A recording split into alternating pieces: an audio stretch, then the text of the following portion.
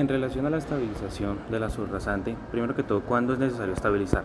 La estabilización de una subrasante es necesaria cuando el suelo presenta baja capacidad portante, principalmente cuando hay un CBR menor por el 5%. Estas condiciones, el suelo no es capaz de distribuir los esfuerzos adecuadamente como le llega, lo que genera deformaciones permanentes y esto puede llegar a superar el límite admisible que soporta la capacidad del suelo, afectando tanto la estructura como la capacidad portante de la estructura de pavimento a construir. Además de factores como la alta humedad o la saturación del suelo pueden reducir significativamente su resistencia, incrementando a largo plazo la ocurrencia de fallas estructurales en la estructura de pavimento y requiriendo una intervención mayor. ¿Qué condiciones del suelo lo justifican? Las condiciones del suelo son el principal criterio a decidir para estabilizar un suelo. Los suelos con CBR bajo de alta plasticidad, es decir, que tienen un índice superior al 15 o altos contenidos de humedad, pueden llegar a presentar un comportamiento deficiente desde el punto de vista mecánico y del que debe soportar para las cargas que llegue a tener. En Colombia es comúnmente encontrar suelos de este estilo, pueden ser arcillas blandas compresibles, suelos altamente orgánicos y suelos expansivos. Las arcillas blandas suelen presentar una falla alta en la compresibilidad y generar asentamientos diferenciales. Y por ejemplo los suelos orgánicos tienen muy baja resistencia y alta deformabilidad y a largo plazo no suelen ser buenos para resistir cargas. Y los suelos expansivos presentan cambios volumétricos significativos cuando varía la humedad, lo que produce en el pavimento pues unos cambios y una fisuración.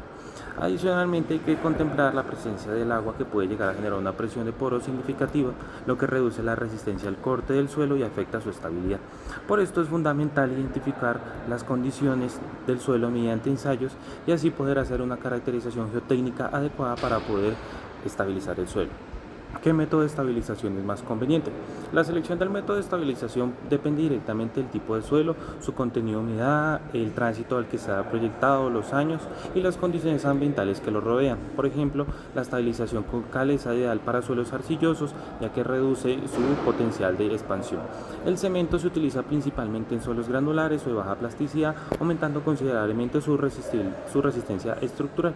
Los geosintéticos se emplean en suelos muy débiles o saturados donde ayudan a controlar deformaciones y mejorar pues en sí la distribución de las cargas. La estabilización mecánica consiste en mejorar la desificación del suelo mediante compactación mecánica. Esta alternativa suele ser un poco más económica en relación a los otros, pero pues suele ser en algunos casos limitada por la capacidad de los suelos. Finalmente, la estabilización con asfalto permite generar una mejor resistencia y una cohesión entre las partículas, sin embargo, pues por su costo muchas veces no es viable. ¿Qué pasa si no se estabiliza? ¿Es más eficiente estabilizar o reemplazar el material?